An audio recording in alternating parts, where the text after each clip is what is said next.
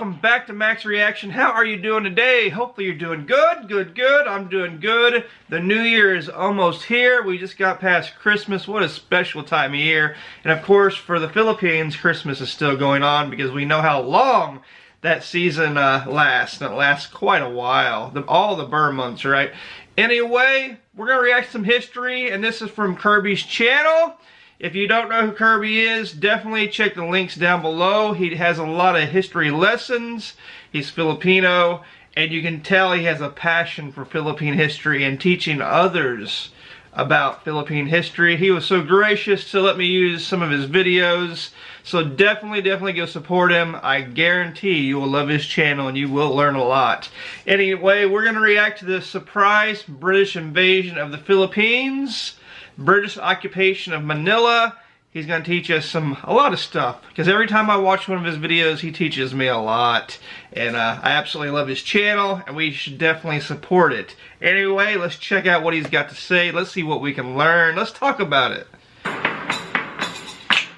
Mabuhay, earn Kapampangan, luwid kayo. Today's question comes from Karen of Minnesota. Karen asks, Kirby, did you know that the British once conquered the Philippines? Yeah, but what? Not really, because they didn't really do it. But let me just tell you what happened. So between 1756 to 1763, the kingdoms, the European kingdoms, were fighting against each other for supremacy. So there's Britain, Portugal, and Prussia on one side against France, Spain, Russia, Austria, and others on the other side. It was known as the 7 Years' War, and this war spilled all over the colonies, from the Caribbean to North America, and all the way across the Pacific to the Philippines in Southeast Asia. And Manila during this period was a prosperous port city. It was made famous by its opulence and the legendary galleon trade. And the British had long wanted a piece of this wealth. And during this war, they had planned an invasion of Manila for many months. The Philippines is just such an important part of the world. A lot of things go through the Philippines. A lot of, you know, it's a shipping lane through there. Like he said, Manila is a super important port.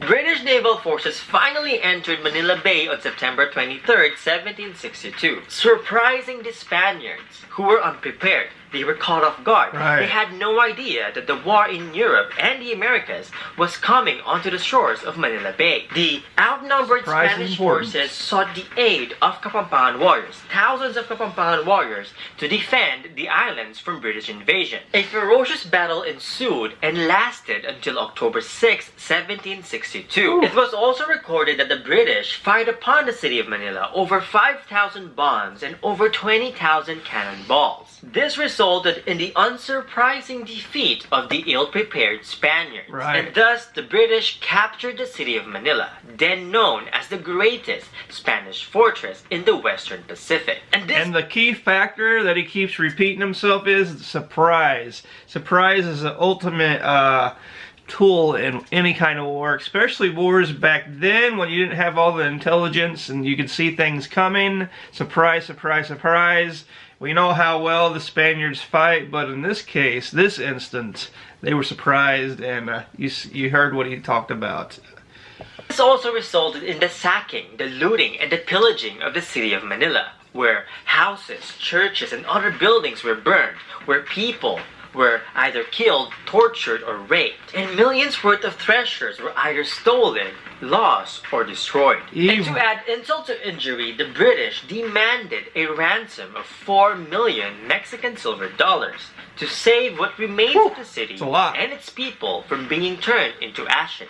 The Spanish colonial forces retreated with the help of the Kapampangans. They moved the colonial capital into the province of Pampanga, into the town, the prestigious and wealthy town of Villa de Bacolor. The Kapampangans aided the Spaniards in containing the British advancement. The combined forces of the Kapampangans, the Spaniards, and other natives, numbering around 10,000, encircled the city of Manila, surrounding it, therefore limiting the British occupation to just the city of Manila and the neighboring towns. Could have been way worse. It's also important to note that this was not the first time that the Spaniards asked Kapampangans for help in defending the islands from foreign invaders. But more on that in a future video and a future book. The British occupation of Manila only lasted from 1762 to 1764. And during this time, the British took advantage of its proximity to trade with China. The 7 Years' War ended with the signing of the Treaty of Paris in February of 1763. But the British forces in Manila did not receive the order until the following year, and they only returned the city of Manila and the province of Cavite to the Spaniards in 1764. So what's the point of all of this? As mentioned earlier, the British looted and pillaged the city of Manila, almost burning it to the ground. Countless treasures and priceless cultural heritage were either stolen or lost forever. Jose Rizal himself was astonished by the amount of Philippine artifacts he found in the British Museum, a century, more than 100 years after the British occupation of Manila. And among these artifacts, this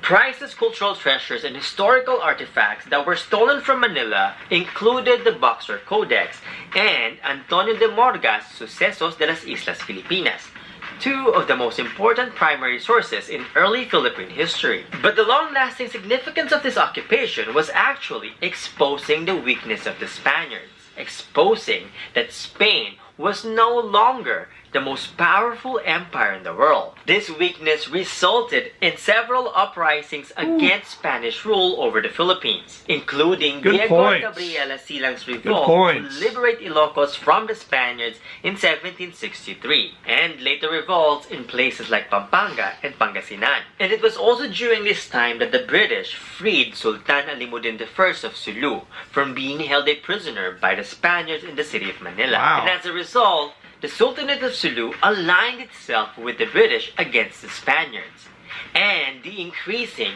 pirate raids by Sulu against the Spanish colonies. And throughout this conflict, the Chinese population of Manila also sided with the British against the Spaniards. So in short, it was a terrible blow to the once mighty Spanish Empire. Now, of course, this is just a quick summary of the event. If you want to learn more, check out the links below for some insightful articles and recommended books. And that is it for me today. If you like this video and learned a thing or two, don't forget to like, share, and subscribe. And if you want to help me make more videos like this, show your support and please be my patron or get a copy of my book, Takalpong Salamat.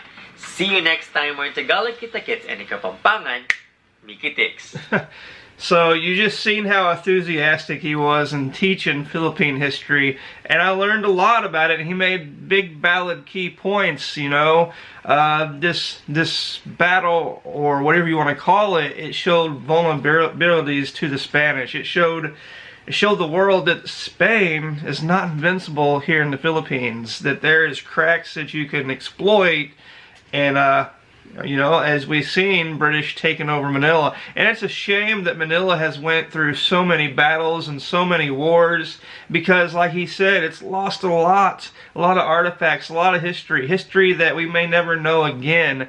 And, you know, if it wouldn't have had these battles, wouldn't have had these wars, who knows what would be in Manila today, what we could discover in Manila today. Stuff that was burnt, buried, lost, stolen, whatever, may still be there, and we can learn a whole lot more of the deep, deep history of the Philippines.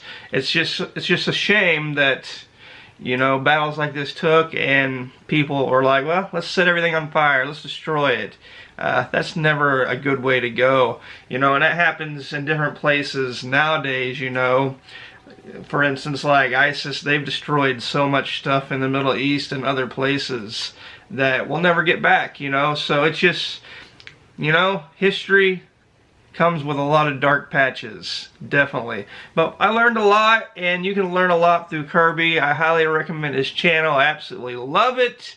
Kirby, if you're watching, hopefully you like the reaction, because it's all sincere. I think you're an awesome teacher, and I've learned a lot from you. And hopefully my subscribers will learn a lot through my reaction of yours and choose to support your channel. Anyway, those are my thoughts. Those are my feelings. Those are my reactions. Hopefully you enjoyed it. If you're new to the channel, think about subscribing. Go down and subscribe to Kirby. I highly support him. And for now, I'll see you next time. Peace.